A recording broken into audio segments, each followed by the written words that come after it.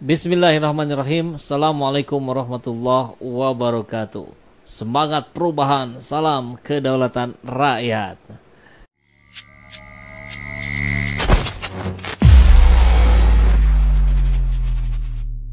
Ini kalau misalnya yang unggul 03 itu kemudian suaranya berubah, atau yang unggul 01 suaranya berubah, atau 02 suaranya paling rendah dia berubah. Ada enggak yang kayak begitu? Semua yang ditanyakan Yang Mulia itu ada semua kasusnya. Cuman berapa banyaknya kan saya harus meneliti lebih jauh lagi, dan untuk membuktikan bahwa angka itu benar atau tidak, kita perlu C hasil yang otentik, yang ada metadatanya. Kalau yang sekarang ada kan kita nggak percaya. Percuma saya membaca pakai OCR dengan teknologi yang kami kembangkan juga misalnya, tapi C hasilnya C hasil yang bermasalah.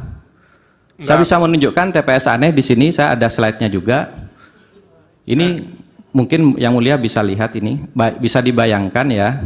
Ini yang diupload itu seperti ini Yang Mulia. Di setiap pojoknya ini kalau agak ini Yang Mulia, ini ada rambut, ini ada pecahan kaca Yang Mulia. Itu apa maksudnya itu? Ya ini kemungkinan di scan, bukan di foto. Padahal sebelumnya ada foto yang seperti ini, yang sangat baik itu. Sebentar, KPU itu yang dimasukkan ke data itu yang di scan atau yang difoto?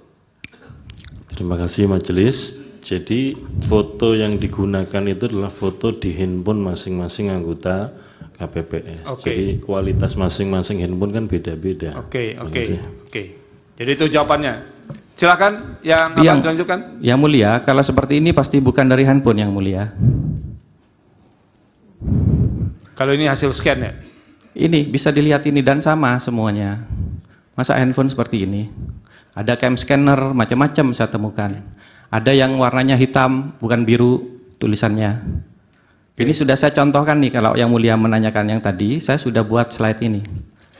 Jadi yang penggelembungan ke 02 ada, yang 01, 03 dinolkan ada, bahkan C1 diganti dengan C1 atau C hasil dari TPS lain. C1 diedit, ada Yang Mulia.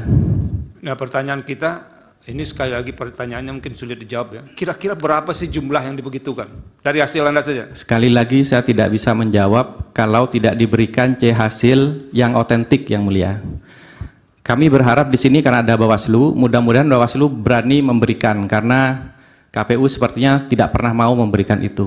Oke, lanjutkan jawab yang lain. Baik.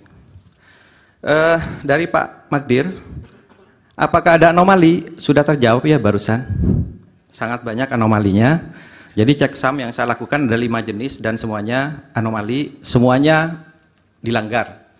Kemudian ada metadata apa tidak?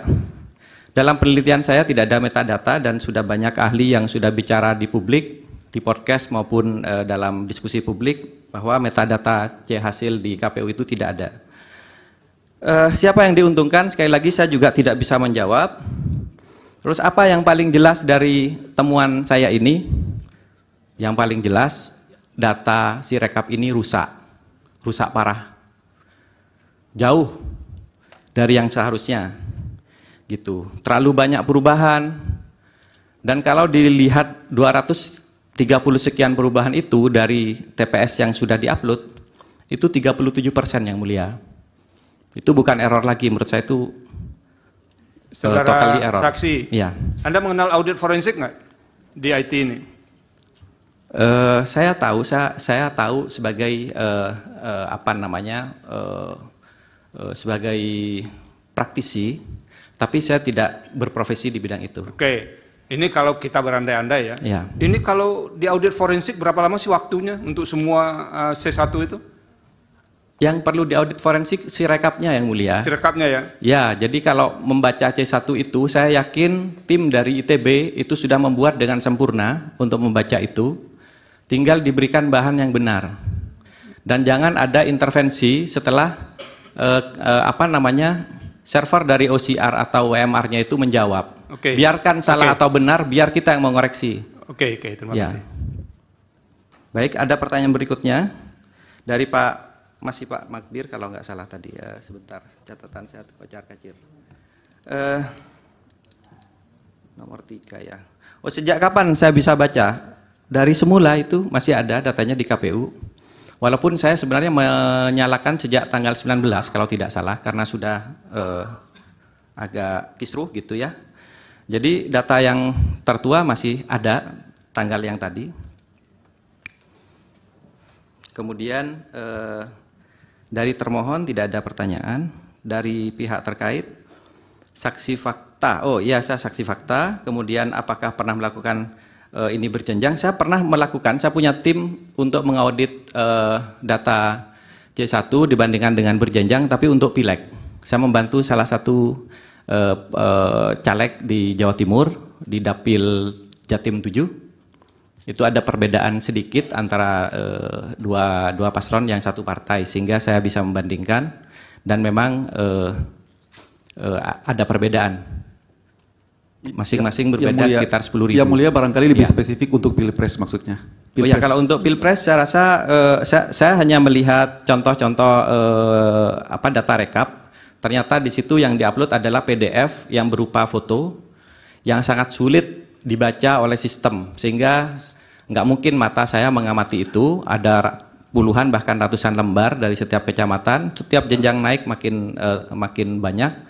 Dan itu tidak mudah dianalisa karena PDF. Seandainya KPU memberikan Excel-nya atau CSV-nya diupload bersamaan gambar itu akan sangat baik, karena alat kerja KPU kan sebenarnya mungkin ada Excel-nya gitu, bisa diekspor ke Excel, atau bisa jadi memang bekerja di Excel juga gitu. Iya, dari Bawaslu tadi dijawab. Baik. Dari Bawaslu kemungkinan atau kepastian gitu. Saya bicara tadi kemungkinan karena datanya tidak bisa dipercaya. Kalau data itu bisa dipercaya, maka bisa dipastikan. Apa yang Bapak tanyakan ke saya bisa tanya ke robot yang saya buat. Saya bisa memastikan kalau KPU menyatakan yang tadi benar semua, maka saya akan jawab. Misalnya gini, paslon 1 dapat sekian, paslon 2 sekian, paslon 3 sekian. Oke, kita percaya dengan itu apa tidak? Kalau Anda percaya dengan itu, maka Anda harus tidak percaya terhadap suara sah. Karena itu berbeda sekali.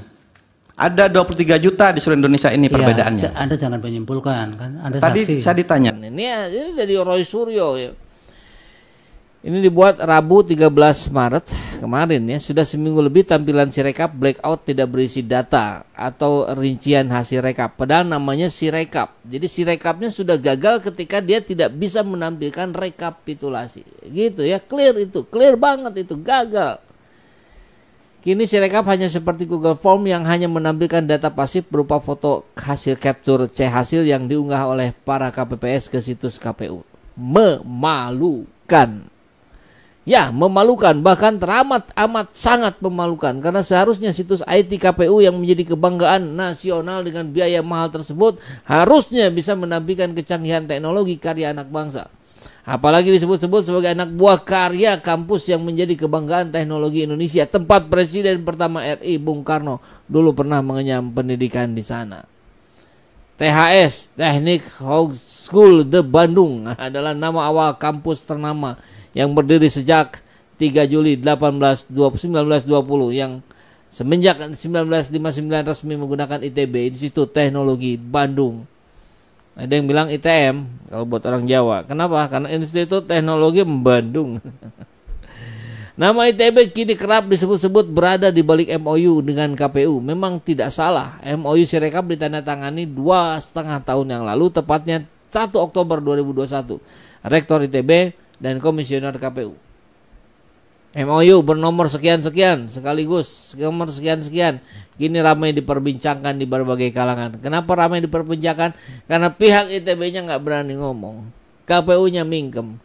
Ya jadi obrolan rame-rame dong ya.